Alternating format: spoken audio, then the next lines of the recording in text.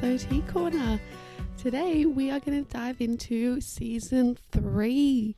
Now for season 3, I've decided to have our season all about regulation, co-regulation, self-regulation, what all these words mean. But then when I started to look at it a bit more, that season was going to drag out a really long time. And as I said way back when I started this whole podcast, I want these episodes to be not too many, I want these seasons to be not too many episodes so that you can kind of pick and choose, and then we'll do a second season to get into a bit more detail as we need to.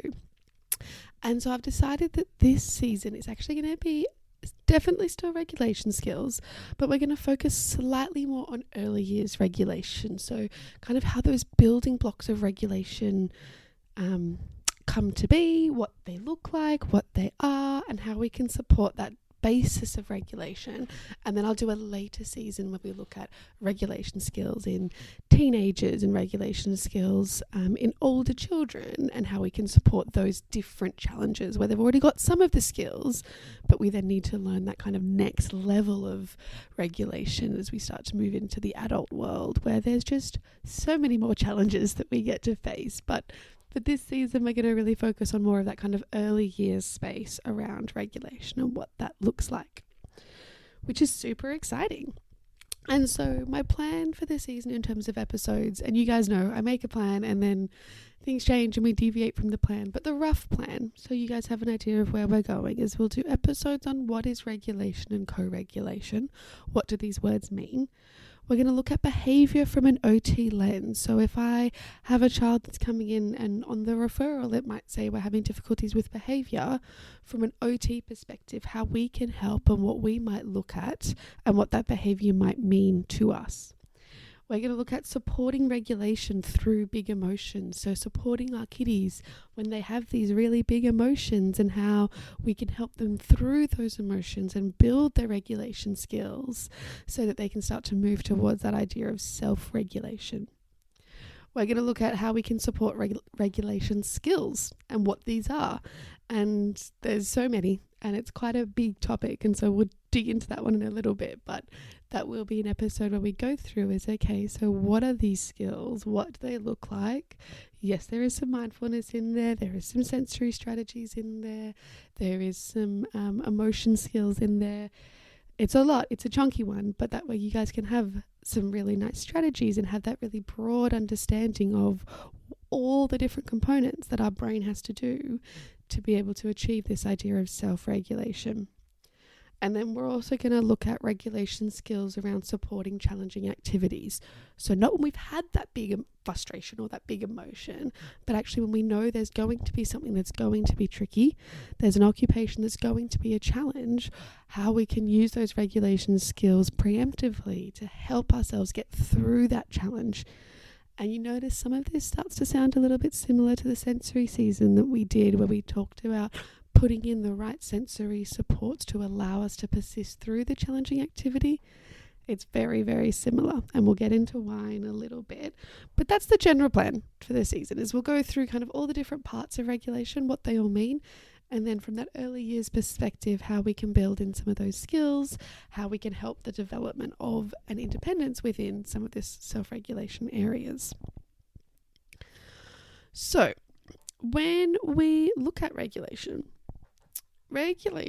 at its core is our ability to manage and control our arousal state, which allows us to control our behaviours, our emotions, and consequently our actions based off the situation or environment I am in. Really, really big, long-winded definition there. But what it means is how much we can take in the information from our environment, process that, manage the sensations that brings up within us from a alertness and regulation perspective. So when I say regulation in that sense, I mean sensory regulation. Do I get worried? Do I get nervous? Do I get anxious? Do I get scared? Do I get frustrated? What are some of those feelings that happen? And then how do I manage that to have an appropriate action within the space?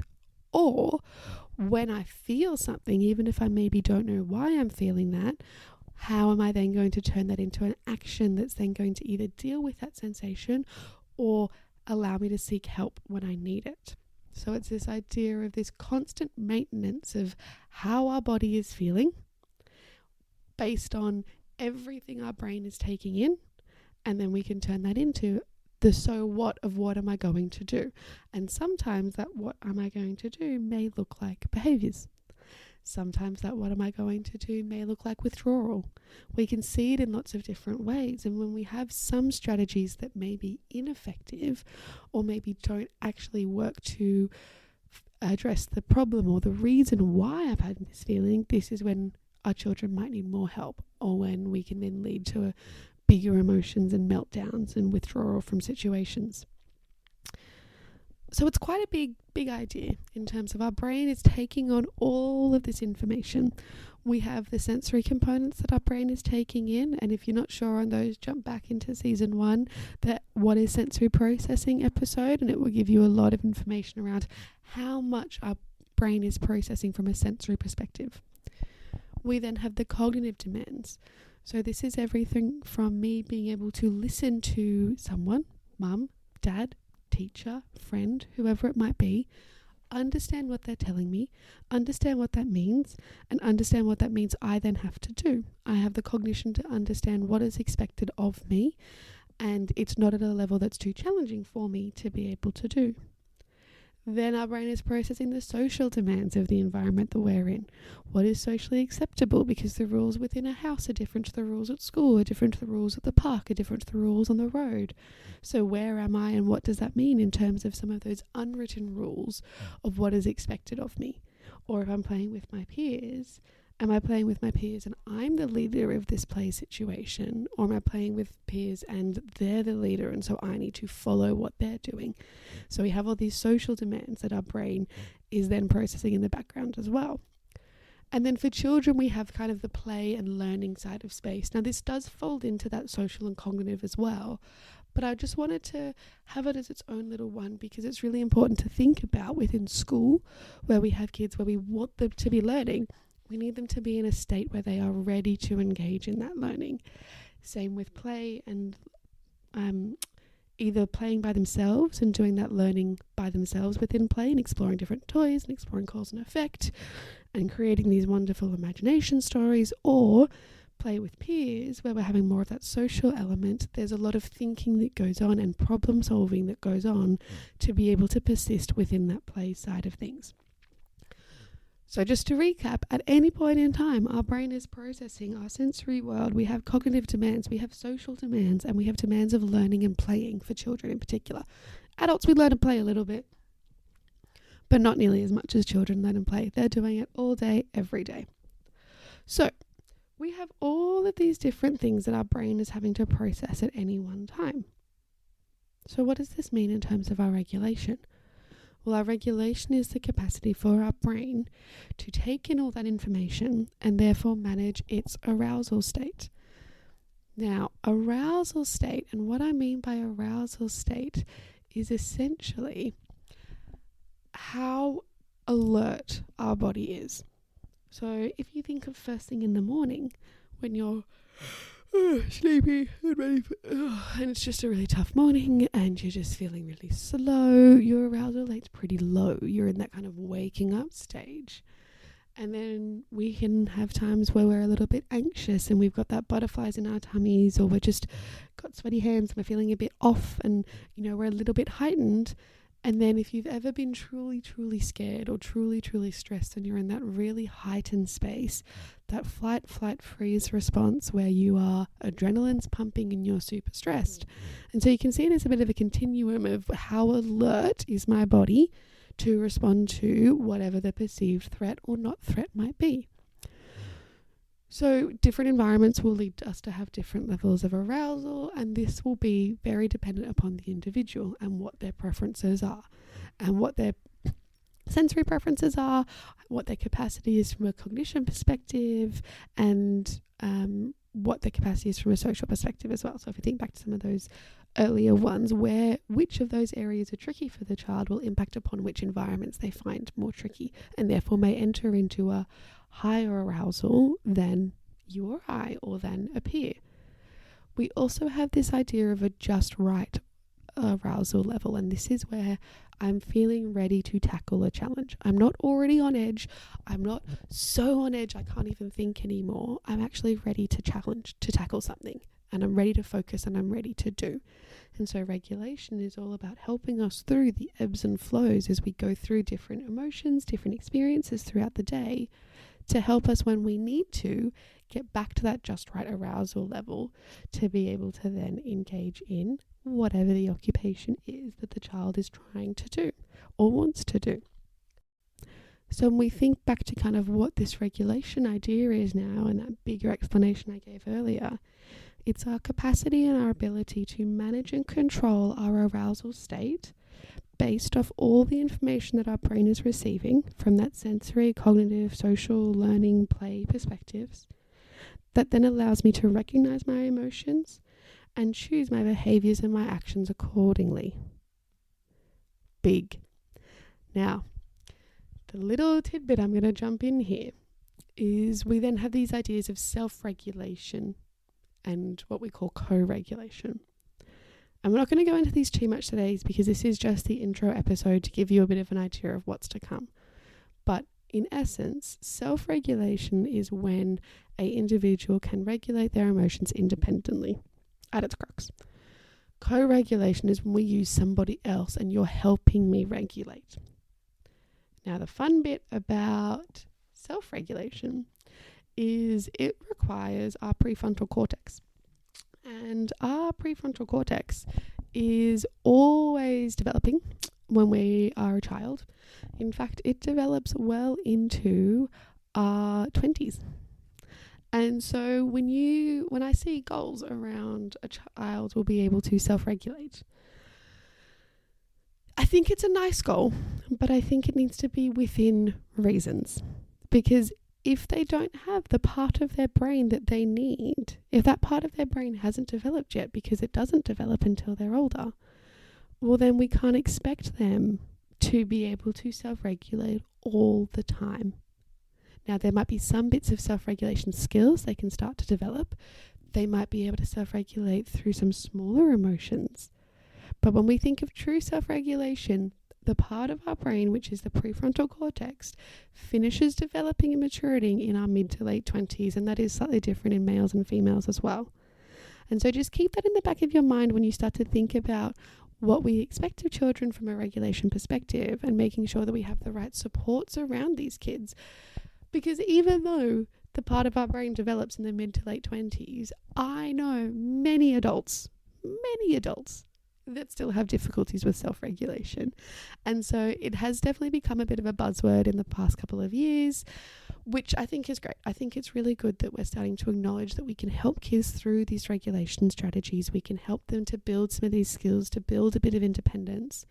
But we need to be mindful that we're not working towards complete independence by the time they're 15, because it's just neurologically not possible. They don't have all of the hardware in their brain yet.